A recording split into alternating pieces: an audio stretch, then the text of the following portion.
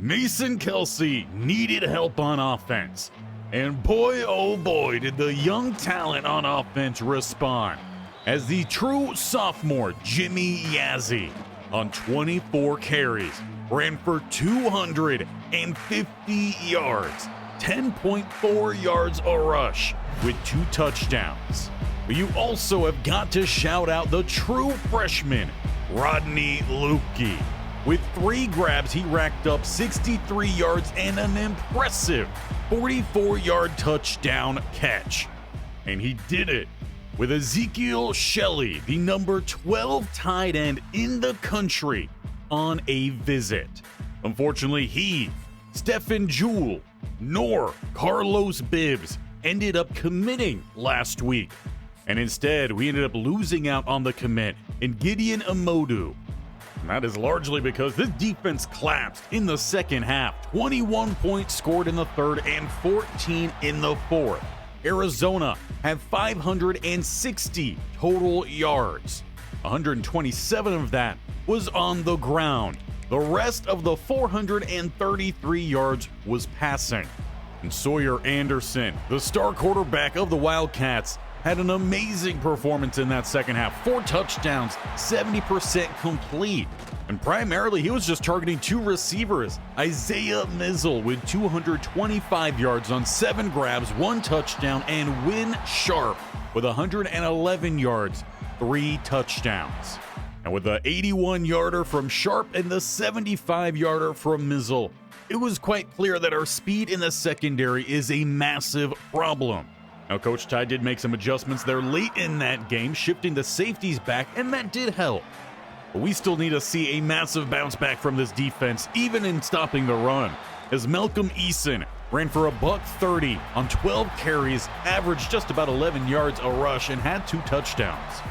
But as we continue our road trip to Utah, Kent State ranked number 5. They need to keep up their high-level offense and hope the defense can show up, because we've seen in recent weeks that some of the top teams here are losing and they are dropping. And frankly, we don't want to drop out of the top spot in the Big 12 in our first season, the last remaining undefeated Big 12 team. And plus, with us still in that recruiting battle for Ezekiel Shelley, Stephen Jewell, and Carlos Bibbs, we look to land them, plus others, corner Charles Kennedy, and potentially interior offensive lineman Cornell Casey. But to get them to commit, our defense has to shut down Cade Fox, a 93 overall pocket passing quarterback. He has over 21, closing in on 2,200 passing yards, 17 touchdowns to just 2 interceptions.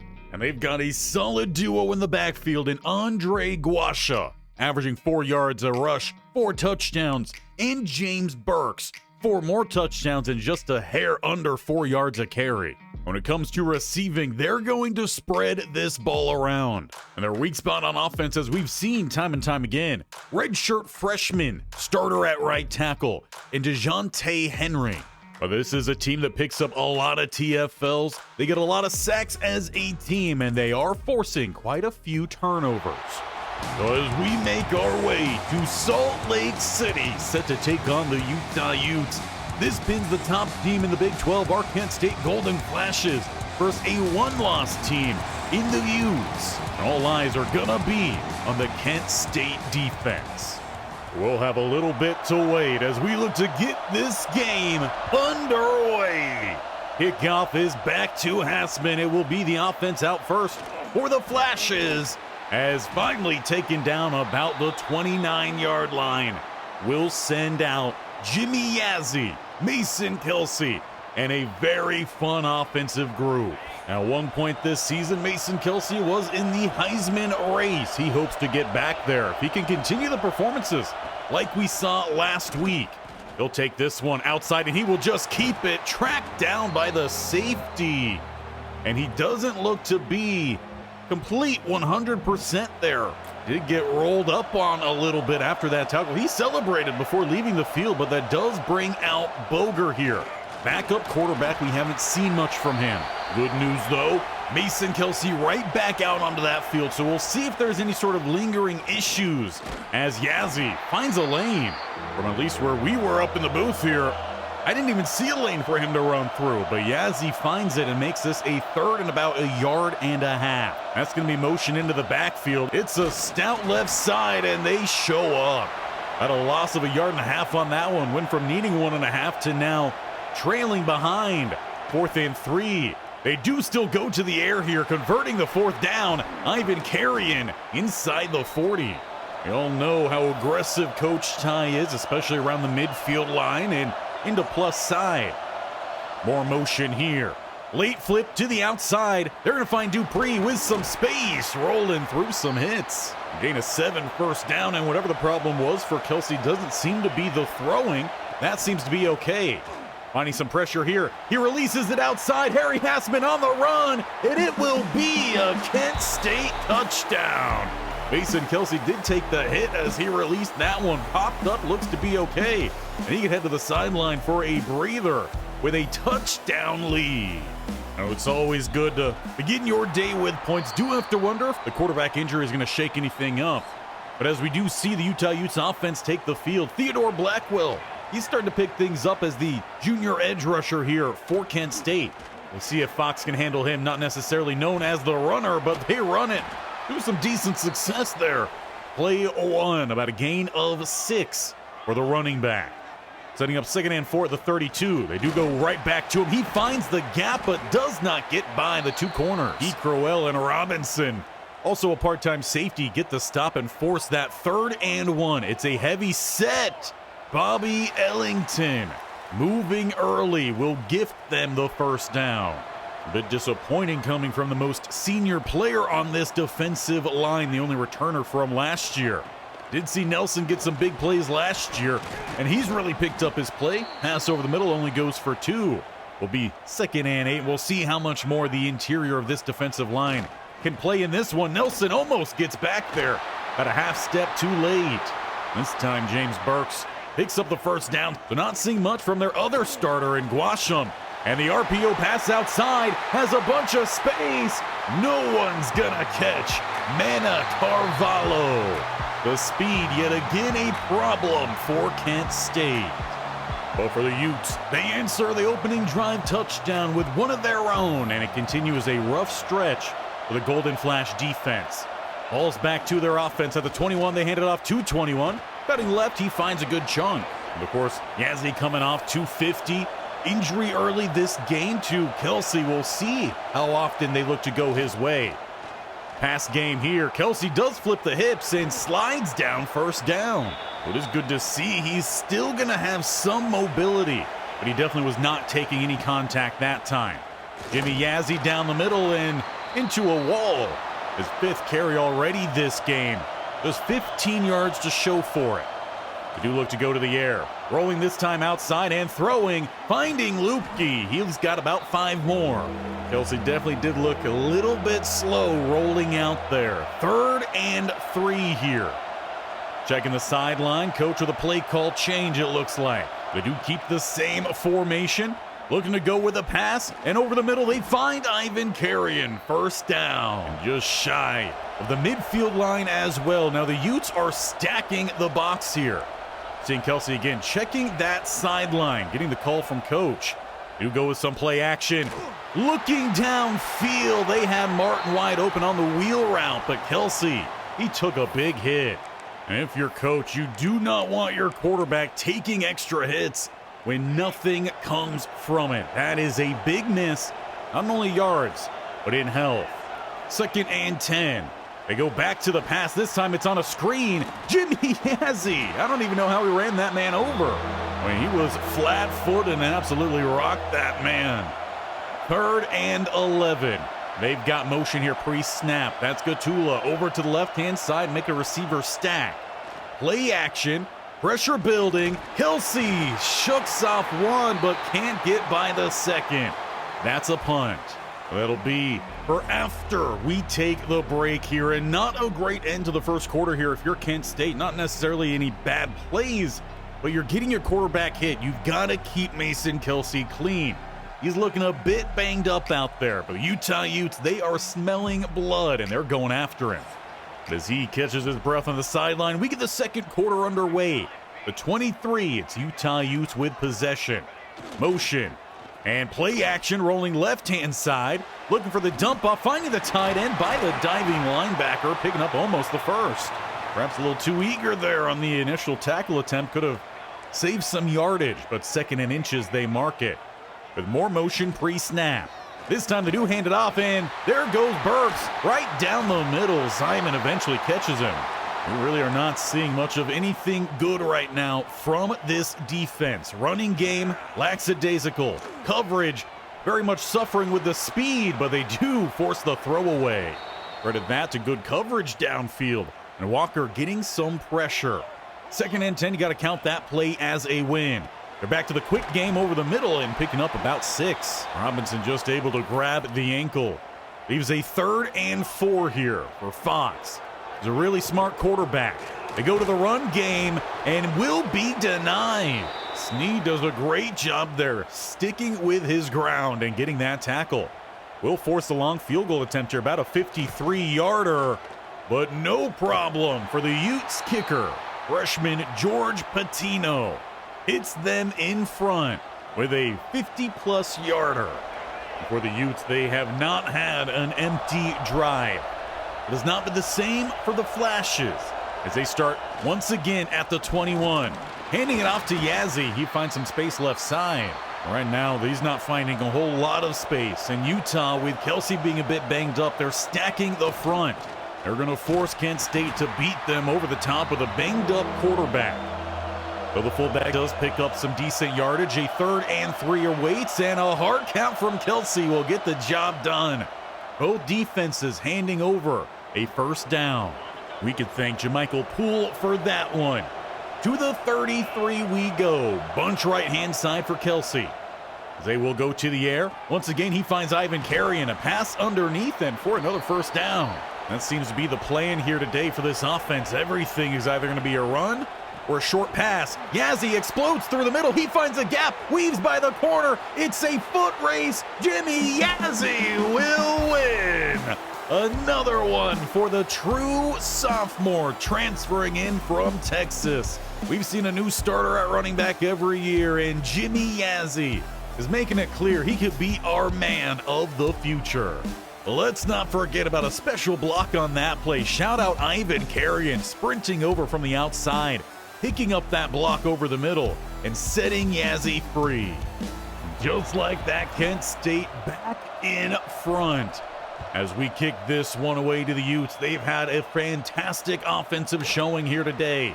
Taking this return, bouncing through the tackle attempts. There goes Moma down the left sideline. 40 pursuit, and he jukes inside, shoves off a couple weak tacklers, and finally taken down at the red zone. You save the touchdown there, but a short field here for the Utes. Starting at the 21, passes out to the flat. Good tackle there, Rollison. But still giving up 6 yards on 1st down. Not a good start. We have not seen much pressure either up front. As they go to the run game here, Burks shakes off another weak tackle attempt, and he's down to about the 2-yard line. Just gap after gap given up here by this defense. Burks looks to get the carry here. Zyman is shucked off, and he even shucks off the late hit attempt from Robinson. A touchdown, Utah Utes, following that massive kick return. And once again, the lead changes hands. Well, you would love to give Zyman a break on that one, being the true freshman. Well, so is Burks. With a 17-14 game, we're back here on offense, needing to answer, and Jimmy Yazzie once again with a gash. The slow start, but with that big run last time, now up to 8 rushes, 83 yards. 1st down credited there. Yazzie back again with 3. If they're going to help keep this offense moving, they got to find a way to open up the center of this Utah Utes defense. Play action here. Throwing a little bit behind, but still Lukey gets the grab. Okoye, though, shaken up, starting left guard. That's not really a good sign. Actually, check that right guard. It's not a good sign, though, when your quarterback is already a bit banged up. You're having to rely on the run game primarily. lose your second-year starter. The boys in white and gold, they're showing a good fight. We do see Okoye once again strap it back up, so he's going to come back out there, and hopefully these two players can continue fighting through some pain. RPOs to the outside, this time carrying not with a great block.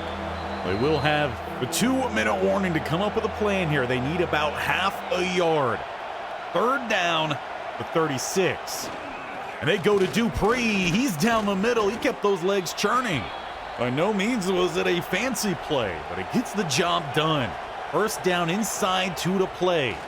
And play action here. We'll throw this out to the flat. That's Yazzie. And he's got a good gain there, about 6 yards. Wasn't wide open, but he's able to pick up just a couple more, finding through some tackle attempts. And he's down about the 31-yard line, pretty much spot on. They do go hurry up, and Dupree gets the short pass, but he's going to be well short. That first down.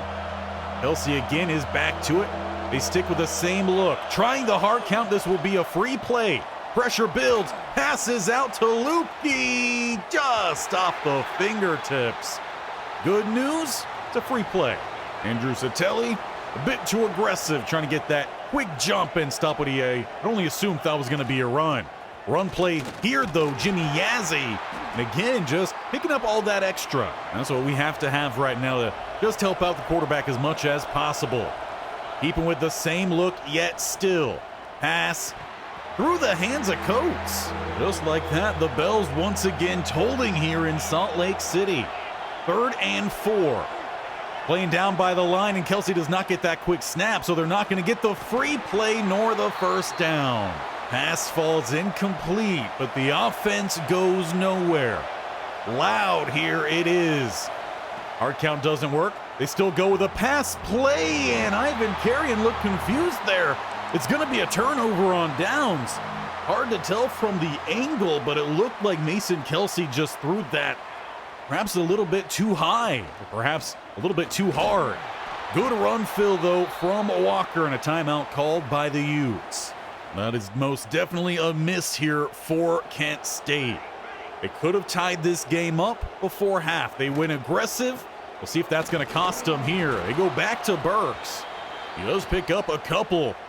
Then they call the timeout. Interesting to call the timeout there beforehand if you're just going to run it anyway. 3rd and 4. And they're right back to the run game, but first down is gained. Now they're out of timeouts. It's an interesting play call decisions coming in here from the Utes. They've got 27 seconds. They're still just hair away from the 30 and back to the run game.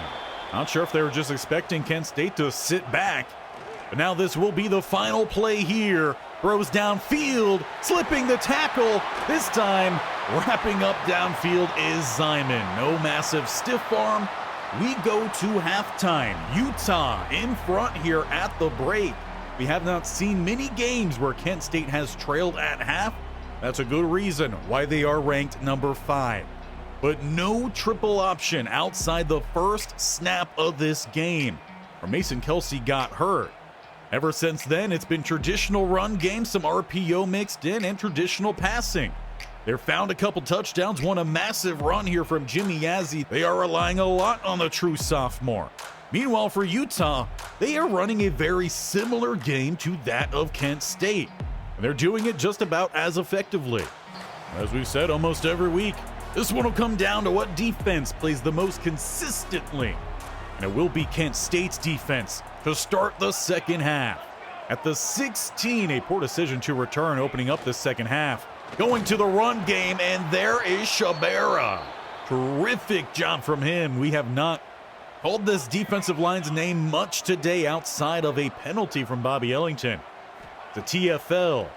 Great way to start your second half efforts here. Forcing the short throw, and they'll get back the 2. Now you've got to get off the field. With a 3rd and 10, you are in favor here. The 16-yard line. 2 over to the right-hand side, plus the tight end, but not needed. It is Tim Snead on the blitz, picking up the sack, and a great 3 and out here from the defense. And trailing 17-14, that's a great way to kickstart some early momentum. The offense takes the field. Kelsay is holding at that slight side back area, so that must be the cause of concern for him. Jimmy Yazzie picks up 2. All these yards, they have been hard fought for through and through today, especially against the stacked box, as we see here. Rolling out, trying to find somewhere to go, passing back in, incomplete. Utah now looking for their quick 3 and out. With 3rd and 8, they are stacking this line across the front, not many in the second level. They do have some short motion. Passing over the middle, this time he hooks up with Carrion. Missed him on a 4th down attempt down by the end zone before the break. That was a big miss. They do look to go back to Carrion here, and he'll get a catch through some contact. He's definitely racked up a lot of targets in this one. A good amount of catches, only a couple balls finding the turf thrown his way.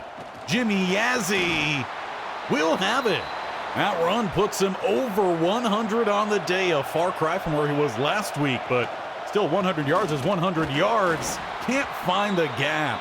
I don't feel like that one was a little bit of a miss. There was some space there by the center, but 2nd and 9, coming out spread look here. A little bit of some RPO setup, but they do a great job, and by they, I mean Utah's defense. They locked down the pass option, the little bubble route left side, and the running lanes weren't there either. So 3rd and 9 here. Back to some RPO. It is out to Katula, and he's not going to hit the edge. Kent State Elites will get in the field goal range here for Curtis. This one about a 48-yarder, and he's just off center of the All-State logo. But that will tie up this ball game, 17-17, with a 17th point courtesy of number 17. While you love tying this game up, you can tell the offense is missing that quarterback option. We gotta hope the defense can continue making plays here. With a run outside, Snead is all over it. He ended their last drive. He starts off their new drive with a great run read, getting to the outside. And we do see Guasham finally check into the game here. He did not play in the first half. They look to go his way, and Walker will find him on the screen. Unable to break away from Walker's grasp. It is 3rd and 12. A great opportunity yet again here. Get off the field. Looking to go deep downfield, one-on-one, and Snead there to break it up. 2 straight 3 and outs. It's important to remember, too, Snead is only a sophomore, so a lot of key pieces on this defense for the future. Harris looking for a turn here, cuts back hard inside, and will set us up to start inside the 35. It was short field here for the offense that just tied it. Now looking for the lead, as it's Yazzie with a great flow from behind. He's not there. You're looking at a big gash. You do pick up 2 at least on 1st down. Now handing this one off Dupree. He's down the middle. He's got the 1st down. Good old switcheroony there, as it was Jimmy Yazzie leading the way. Now Kelsay with 2 spread either side here. Not as much of a stadium pulse. Wide open right side. Harry Hassman, and he goes up but not over. Down to the 2. He tried to find his 2nd touchdown of the game. Sets us up, though, just inside the 2 with a 1st and goal. Pitch left side, and great blocks for Jimmy Yazzie.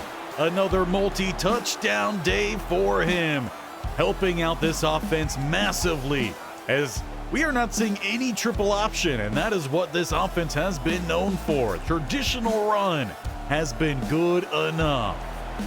With the lead now intact here for Coach Ty. His defense with 2 straight 3 and outs. Can they find a 3rd? Motion right-hand side, going play action off of it. And going downfield, Zyman with the play, but he's going to be a bit banged up post-Selly. That's the same thing we saw when it came to Mason Kelsay. So Natson's going to check in here. A thin group is our safeties. But a good run stop there, Snead. Despite that injury, we're in another perfect opportunity to get off the field here. 3rd and 9. And one of the last few plays here of the 3rd. Over the middle and caught but short. And he did not get that stop by much at all. We take a second look, and they needed to get just about to the 31. Looked like he had it with forward momentum, but they're not going to give it to him. Instead, they give us the break in between the 3rd and the 4th with only 9 minutes to play here. Kent State will look to get the ball back for their offense. And we said it coming out of the break at halftime. This game would be decided by what defense plays the most consistently, and that has been the Golden Flashes here in the second half. With now 3 straight 3-and-outs. Meanwhile, Utah, they've yet to really get a tackle in the backfield in quite some time. And picking out Coates this time, he holds on, gonna turn up for about 20. 166 yards through the air for Mason Kelsay, playing injured since the start of this game. Got to give him a lot of credit. It's not going to be a game that's going to help him with the Heisman, but frankly, it could very well help out Yazzie, making a name for himself as the true sophomore, a $124 with that carry, putting us inside the red zone. It's back to him, and he's going to still pick up at least one as we now see another injury. Salavea, left guard this time. Well, if one thing is clear, this team needs to work on playing a bit healthy. Now, Okoye is going to shift over to left guard. Stray's going to come in at right tackle. It's basically how they lined up last year. They do hand it off to Dupree, picking up a quick gash down the middle, but 3rd and 6. About 6 minutes to play, and they set up the draw. Yazzie bounces off the blitzing corner. Jackson Barton takes him down, but it will be for another short gain, sending out Curtis for the 2-score lead here in the 4th. It's now 27-17. And right now, the Kansas State defense is playing hot with 5:41 to play here for the Utah Utes, and they are down now 10 points. They got to find some quick drives here. It's not going to help when they step out. A misstep for sure there from the tight end who had space up the sideline. Does gain 1. An empty set here for Fox. Throws right side and will pick up a bigger chunk. Guasha that time, one of the running backs lining up out wide. Leaves a 3rd and 3. Guasha, he's going to be in the slot over on the left-hand side. Facing the blitz here, Blackwell with the hit. Rollison, though, can't get the pick. Pass falls incomplete, but as expected here at this point of the game. 4th and 3, offense stays on the field. They go with the run, and it is stuffed. A turnover on downs. This game belongs to Tim Snead, leading the defense in the second half of this game. Now 1st and 10 for our offense. Going with some play action. Bailing outside, Kelsay gets rid of it, still taking the hit. He has not been protected by the referees this year whatsoever. A lot of late hits on Kelsay, partially why he's been so banged up here today. But with the 3-hand down plays not going anywhere, it's 3rd and 9 here with a weak pistol eye. And Utah brings the blitz. It's Jimmy Yazzie out in space, peeking on 21, and that was a hard collision out in space. But Yazzie converts the down, and we've got a 1st and goal here. Looking to go perhaps with a wide receiver screen. Instead, though, Kelsay takes the hit as that one would not have been a safe play to throw to the outside. Kelsay takes the hit even though he knows he probably shouldn't. They do snap that ball just in time. Dupree with a gash down the middle, down to about the 1, and a Utah Utes timeout. They know if they give up this touchdown, this game is too far gone. So 3rd and goal from just outside the 1. And it's play action. Rolling outside, Mason Kelsay will scramble in. And it's now a 3-score lead. And you gotta love his teammates. They're going easy on him out here. They're making sure he's okay, but still celebrating hard with the multi-touchdown lead. 34-17. Kent State has doubled up the Utes here in the second half. And that's all thanks to this defense. The only thing left in this one is to make sure they keep the game clean here in the second. That scoreboard at 0. For the Utes, they'll have 2 minutes to try to get something to carry into their next game. With a 2nd and 4 here. Loading up for Verts, though checking down here. Burke spins by, but only for another quick defender to get the tackle. And that was Jackson with said tackle, former slot corner. Now playing a bit more of that safety role as Robinson is going to check down over the middle. They find their target this time, Biggers. Same guy that they tried to get that 1st down with on their previous drive, just came up short. This time, it's for sure as that hit is. A massive collision. Walker runs straight into the leading receiver here for the Utes in number 83. Had a touchdown for him earlier this game. Pass to the flat. Quick tackle on Burks. He's got about 4 and a 3rd and 6 here. Another option underneath. He turns up downfield, but overthrown. And that leaves them 1 down to convert here. 4th and 6. Empty set for Fox, who throws left side.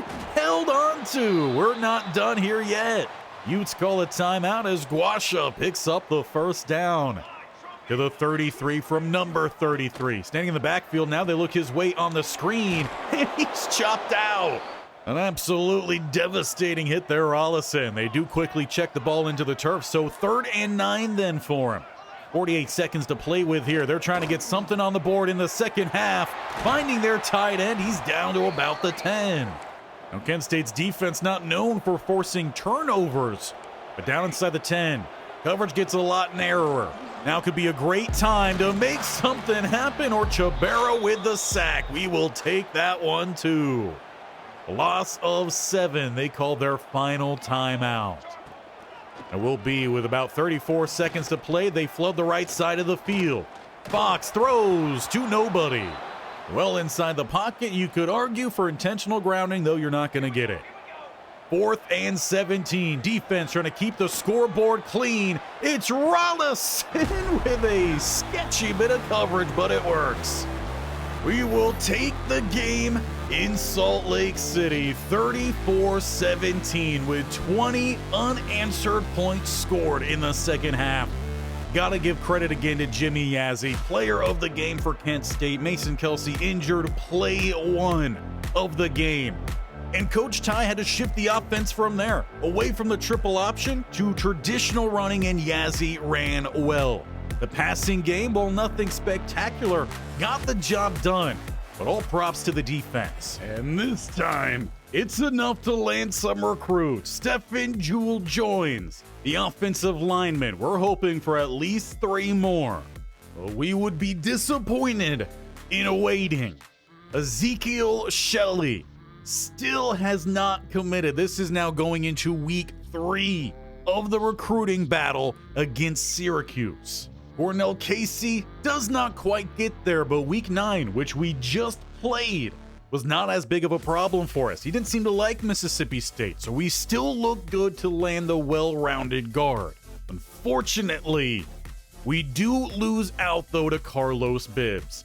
He had the week 9 visit with Wake Forest, and that was enough to push him over the edge. Now, we really wanted Bibbs not as a immediate starter, but as a future down the line guy, because right now the coverage is a long way from where it needs to be, but he was a gem. We were hoping to land a gem at that quarterback spot, but we are still well in front here for Charles Candidate, and he's a man who has more starting potential out the gate with the zone coverage. The man is pretty far away.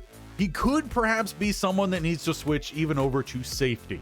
But now we have some extra points, and if we're to potentially get back in here on Chris Schott, well, we are going to need to go all out. He's got better speed and zone coverage than the other 2 we just looked at. And we could potentially look to set up a visit, but that would cost 30 points. And frankly, I don't think we're going to get to that point. So what we're going to do is we're going to switch the soft sell to a hard sell. In doing so, that is going to help us capitalize off of a pretty good set of motivations with the A-, the B+, the C-. But we also have 80 more points, and I think with those 80 points, we could do a couple different things. One, we're going to have to take off Quincy Duke because other teams are starting to look his way. And on top of that, probably going to have to take off Jeremy Webb because now UNC's looking at him. But there is a gadget receiver we could even look at, a 4-star who no one has gone after. And at this point of the season, I'm not going to focus too much on the scouting. We are going to go just 84 stars available here, and I'll just toss on the 25. There is also another receiver in DeAndre Lake that, again, no one has gone after, and he's a 4-star. And while it says we don't need to actually go after receiver, one of the few positions on offense we don't, we have 2 seniors, we have 2 juniors, and besides that, we have a sophomore and a freshman, so only 2 underclassmen. So I do think receiver is a pretty big importance for us right now. We'll definitely be looking for someone in the portal, but also we need guys to build for the future. So we need some high school recruits. And lastly, I think we should potentially be looking at some more cornerback options. Nick Dogg, currently at the top of the list for 3 stars, as there are no more 4 stars or 5 stars available. However, he is a JUCO sophomore. Something to consider. Shot, one of the guys we are trying to push harder for now, is one of the top 3 stars. There's even John Ogba, someone who looks like we're already on the board for. South Carolina in the mix, as well as Charlotte, but I think we could potentially rival them now.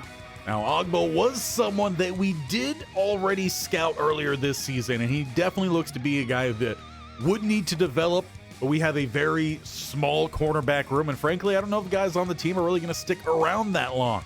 So we will offer Ogba a scholarship, and we will slightly go after him. That does only leave us some points. Michigan State is starting to go after Dog. We will get into this mix, and in fact, we're going to take the 10 off of Ogba. We'll toss on the 5 for him, and we're going to give a few extra points then to Dog. But next episode, we finally return home to Kent State. Unfortunately, we dropped that week. Despite one of our better performances all around over the last couple of weeks, we go from 5 to 6, but we're now about to take on West Virginia, who's 74 across the board. The good news is, for Mason Kelsay, he's back to 100%, or about as 100% as he could be right now. The season, the career, it's definitely looking a little thin. In fact, let me shift my head out of the way and you can see it. We're definitely in the bottom half of his health for overall season and career, so we need to do a better job of keeping him clean. With 4 more games left to go here in the regular season, we're going to have to play smart. We obviously have West Virginia, Houston, Texas Tech, and Stanford. We finish with 2 road games before what we hope is going to be a Big 12 championship and potentially another playoff game, as long as we don't keep dropping. Well, make sure you have not already hit the bell icon in the bottom right, or scroll down, hit the sub button so you get to watch now number 6 here. Kent State showing up in the college football playoff rankings now. Give them a big old thumbs up. This highest point they have been ranked in college football playoffs, making it for the first time last season. And make sure you're here for the West Virginia game on Monday by tapping that bell icon so you're notified when all these videos go live and all the other series going live, as we've got a really big game on Tuesday as well. New York Giants looking to go back-to-back Super Bowl champions.